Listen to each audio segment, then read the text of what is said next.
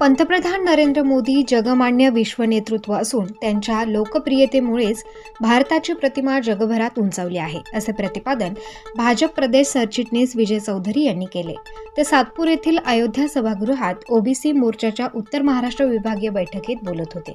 यावेळी व्यासपीठावर ओबीसी मोर्चा प्रदेशाध्यक्ष संजय गाते, प्रदेश प्रवक्ते लक्ष्मण सावजी, नाशिक शहराध्यक्ष प्रशांत जाधव, नाशिक ग्रामीण उत्तर अध्यक्ष शंकर वाघ, नाशिक दक्षिण ग्रामीण अध्यक्ष सुनील बच्छाव, ओबीसी मोर्चा प्रदेश सरचिटणीस गुरुदेव कांदे, प्रदेश सरचिटणीस बापू घडामोडे, प्रदेश सरचिटणीस विनोद दळवी, युवा संपर्क प्रमुख महाराष्ट्र राज्य मच्छिंद्र सानप, उत्तर महाराष्ट्र प्रभारी दीपक पवार, प्रदेश सरचिटणीस नंदकुमार जेजूरकर, प्रदेश संपर्क प्रमुख रवींद्र चव्हाण, प्रदेश सह संपर्क प्रमुख मनोज ब्राह्मणकर, उत्तर महाराष्ट्र संपर्क प्रमुख भरत महाजन, उत्तर महाराष्ट्र सहसंयोजक तसेच जिल्हाध्यक्ष ओबीसी महिला मोर्चा नाशिक दक्षिण ग्रामीण सुषमा चौधरी गोराणे, ओबीसी मोर्चा प्रदेश उपाध्यक्ष माया परदेशी, नाशिक शहर सरचिटणीस सुनील केदार, नाशिक शहर सरचिटणीस ॲडव्होकेट श्यामजी बडोदे, उत्तर महाराष्ट्र युवा संपर्क प्रमुख मनोज शिरसाट, ग्रामीण दक्षिण जिल्हाध्यक्ष कैलास पाटील आदी उपस्थित होते. सरचिटणीस विजय चौधरी व प्रदेश अध्यक्ष संजय गाते यांचं स्वागत शहराध्यक्ष अजय आघाव, सुषमा गोराणे चौधरी, कैलास पाटील शहर पदाधिकाऱ्यांनी केले आहे. आपल्या भाषणात बोलताना विजय चौधरी पुढे म्हणाले की 550 वर्षांचा राम मंदिर साठीचा लढा पंतप्रधान नरेंद्र मोदी यांच्या नेतृत्वात जिंकता आला. पंतप्रधान नरेंद्र मोदी यांच्या नेतृत्वाखाली हिंदूंनी वर्षानुवर्षे पाहिलेले राम मंदिराचे स्वप्न पूर्णत्वास आले आहे. येत्या 22 तारखेला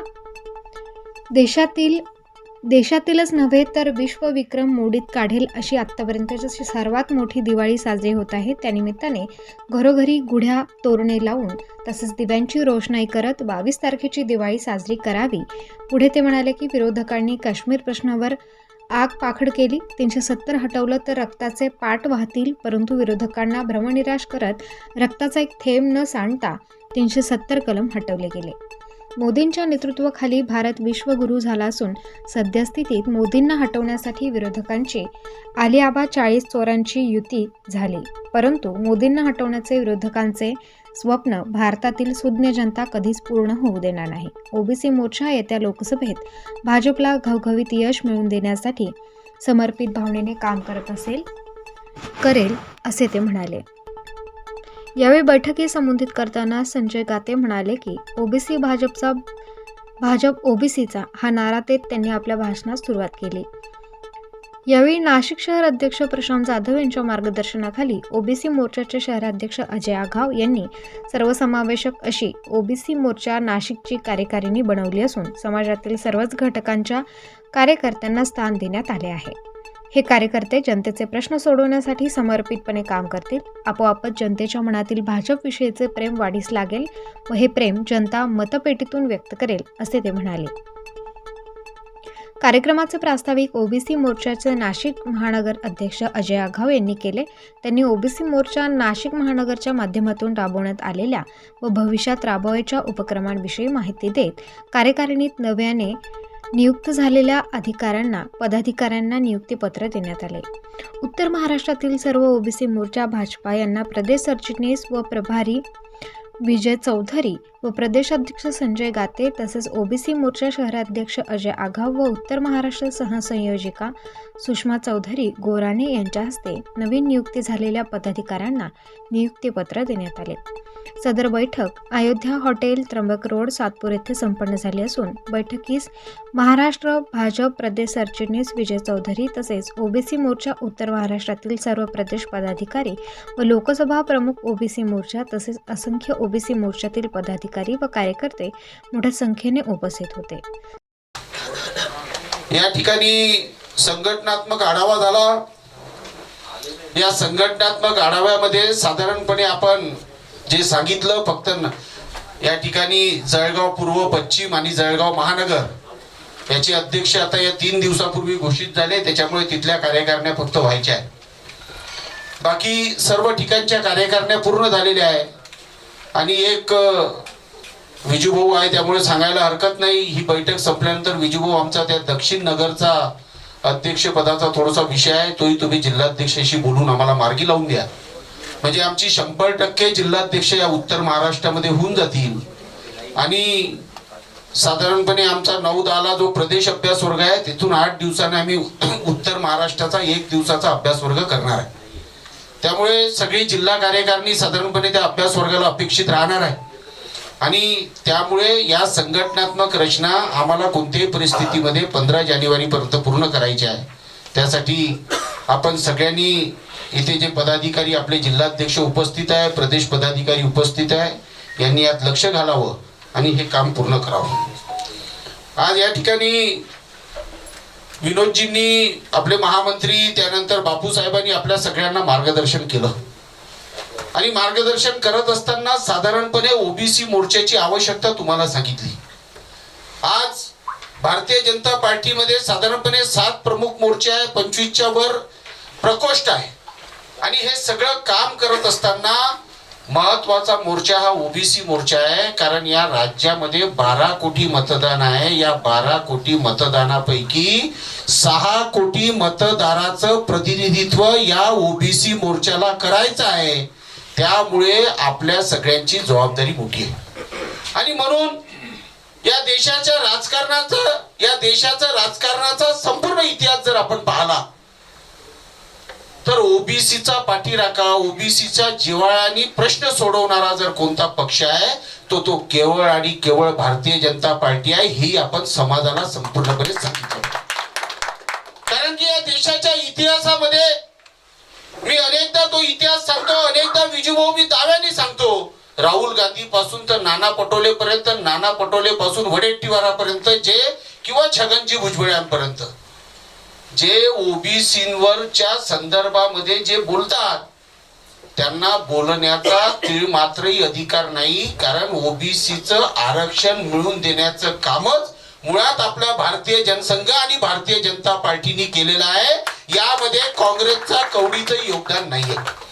त्यामुळे आपण सगळ्यांनी ठामपणे सांगितलं पाहिजे की होय, आम्ही ओबीसी, भारतीय जनता पार्टीचे ओबीसी मोर्चाचे कार्यकर्ते आहोत आणि ओबीसीचा उत्थान करण्याचं काम आम्हीच करू शकतो आणि ते आम्ही करतोय.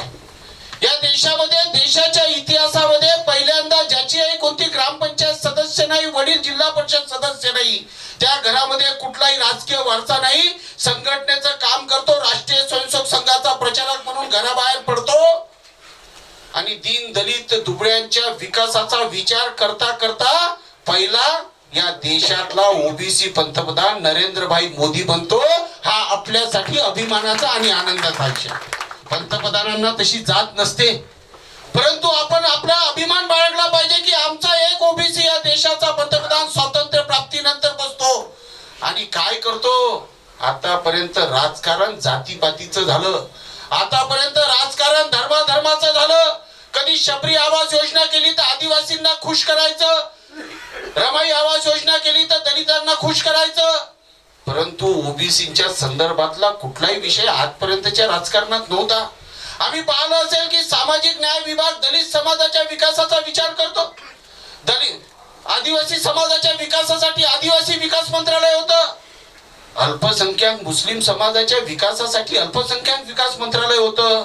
अहो, एवढंच नाही, या देशातले, या राज्यातले जनावर सुरक्षित राहावं म्हणून पशुसंवर्धन मंत्रालय सुद्धा होतं. परंतु 52-54% ओबीसीचा विकास करण्याचा विचार करणारं मंत्रालय या राज्यात नव्हतं.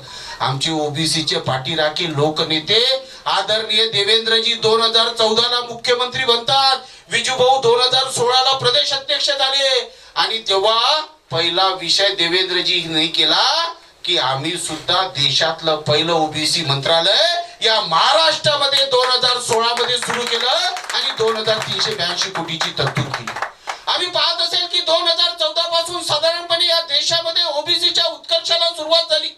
माननीय नरेंद्रभाई मोदींनी पहिला नारा दिला की सबका साथ सबका विकास. केवळ नारा नव्हता, तो संकल्प होता. तुम्ही 2014 मध्ये लोक काही खिल्ली उडवायचे की 130-135 कोटीच्या देशामध्ये सबका साथ सबका विकास कुठे होणार आहे. कारण की काँग्रेसनी 70 वर्षामध्ये घाण केलेली होती. कुठे दलितांमध्ये वेगळं वातावरण केलं होतं, मुस्लिमांचं तुष्टीकरण केलं होतं, हिंदूंना ज्या पद्धतीचं त्यांनी त्यांनी शंड बनवण्याचं षडयंत्र केलं होतं ते उलटून टाकण्याचं काम नरेंद्रभाई मोदींनी केलं. आणि त्यांनी काय म्हटलं की या देशातला गरीब माझा विकासाचा केंद्रबिंदू राहील. आणि म्हणून पहिल्यांदा जनधन खाते योजना असेल, शौचालयाची योजना असेल, उज्ज्वला गॅस कनेक्शन असेल, आयुष्यमान भारत असेल, प्रधानमंत्री आवास योजना असेल, शेतकरी सन्मान योजना असेल, स्टार्टअप असेल, मुद्रा लोन असेल किंवा हर घर जल असं म्हणण्याचं जे धाडस असेल ते नरेंद्रभाई मोदींनी केलं. आणि आज देशामध्ये आम्ही पाहत असेल की सबका साथ सबका विकास आम्ही पाहतोय. ओबीसी मोर्चा आणि माझा संबंध हा तसा अतिशय जुना आहे. राज्याचा ओबीसी मोर्चाचा पहिला प्रदेशाध्यक्ष होण्याचा सन्मान मला पक्षानं दिला. म्हणजे भारतीय जनता पार्टीमध्ये युवा मोर्चा, महिला मोर्चा, किसान मोर्चा, दलित मोर्चा, अल्पसंख्याक मोर्चा, आदिवासी मोर्चा असे 6 मोर्चे होते. आणि त्यानंतर असं वाटलं की पक्षाला की ओबीसी मोर्चा देखील झाला पाहिजे. आणि 2016 मध्ये त्यावेळेस देवेंद्रजींच्या मार्गदर्शनाखाली रावसाहेब दामले दादा पाटील यांनी ओबीसी मोर्चाची निर्मिती केली. आणि ही जबाबदारी कोणाला द्यावी अशा प्रकारचा प्रश्न आल्यानंतर ही प्रथम जबाबदारी माझ्याकडे आली.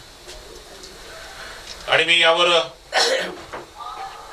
फोकस केला, प्रवास केला. प्रारंभी मी विभागशाह बैठक घेतली. पहिली बैठक नाशिकला घेतली. त्यानंतर मग सर्व 6 विभागाच्या बैठक घेतल्या. जिल्हाशाह प्रवास केला. जवळपास 1,20,000 किलोमीटरचा 3 वर्षात प्रवास केला. प्रत्येक जिल्हाशाह कधी कुठे 2 वेळा, कुठे 4 वेळा, कुठे 6 वेळा असा देखील प्रवास झाला. आणि त्या अनुषंगाने एक चांगली कार्यसमिती उभी करण्याच्या संदर्भातली भूमिका घेतली. आणि अशा प्रकारची एक मजबूत कार्यसमिती उभी राहिली. खरं तर भारतीय जनता पार्टीमध्ये महिला मोर्चा आणि युवा मोर्चा या 7 मोर्चांमध्ये याला जास्त महत्व दिलं जातं. आणि ते खरं पण आहे. परंतु त्या कालावधीमध्ये संजू आमचे सरचिटणीस होते. आणि त्या कालावधीमध्ये एकच मोर्चाची चर्चा झाली, ती म्हणजे ओबीसी मोर्चाची. निश्चितपणाने एक लक्षात या ठिकाणी आपल्याला निदर्शनास आणू इच्छितो की हे पद जितकं महत्वाचं आहे त्यापेक्षा तुम्ही ज्या पदावर आहात त्या पदावर राहून किती काम करतात, किती पळतात याला या ठिकाणी महत्व आहे.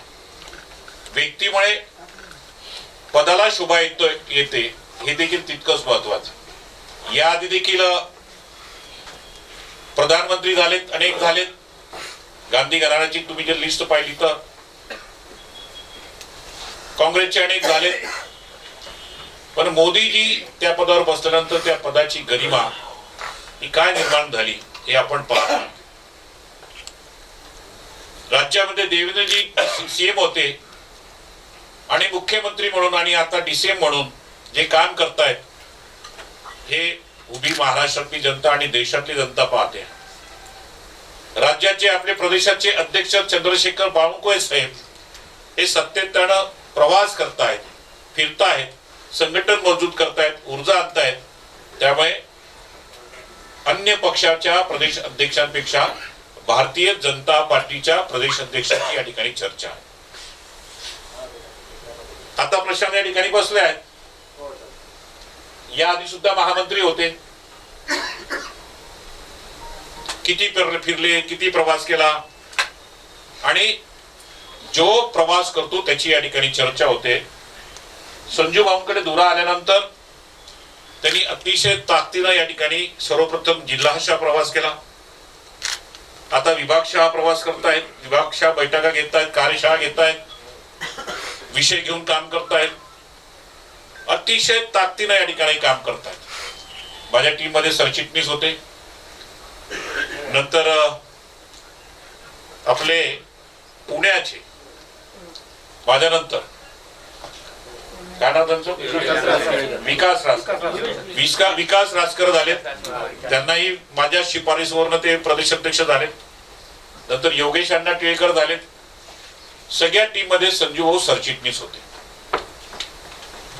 आणि मला खात्री होती की संजू भाऊंकडे नेतृत्व आल्यानंतर हा माणूस पळेल ताकदीनं ओबीसी मोर्चा 7 मोर्चांमध्ये आणि आता 27 प्रकोष्ठ आघाड्यांमध्ये 1 नंबरचा आणेल. आणि आता जर राज्यातली स्थिती पाहिली तर आपण सगळे पदाधिकारी ज्या पद्धतीनं काम करतायत, आपलं नेतृत्व संजू भाऊ काम करताय, तर मला खात्री आहे की पुढील काळामध्ये 7 मोर्चा आणि 27 आघाड्यांमध्ये ओबीसी मोर्चा हा नंबर 1 चा असेल. खरं तर माझ्या आधी अनेक वक्त्यांनी या ठिकाणी विषयाची मांडणी केली. आपण आढावा घेतला. विश्वकर्मा योजनेच्या संदर्भातलं निवेदन देखील आपण केलं. आगामी काळामध्ये जिल्हाध्यक्षांनी मंडल स्तरावर आणि मंडल अध्यक्षांनी गाव पातळीवर आणि गावातील आपल्या अध्यक्षांना बूथ पातळीवर कसं जाता येईल हे देखील या ठिकाणी सांगण्यात आलं. मी निश्चितपणाने एक या ठिकाणी सांगेन की सध्याच्या या राजकीय स्थितीवर आपण जर एक फोकस टाकला तर स्वातंत्र्य प्राप्ती नंतर आणि आतापर्यंत जर कुठली पार्टी कुठला पक्ष ओबीसी समाजाचा सोबत राहिला तर तो केवळ भारतीय जनता पार्टी आहे. म्हणजे ओबीसीची सूची तयार करण्यापासून तर आतापर्यंत वेगवेगळे मध्ये क्रिमिनलची मर्यादा असेल, ओबीसी मंत्रालय असेल, या सर्व विषयांच्या अनुषंगानं आपल्या सोबत कोणी आलं असेल तर ती भारतीय जनता पार्टी आहे. स्टार न्यूजसाठी आदिती पेंढारीसह यतीन फडोळ, नाशिक.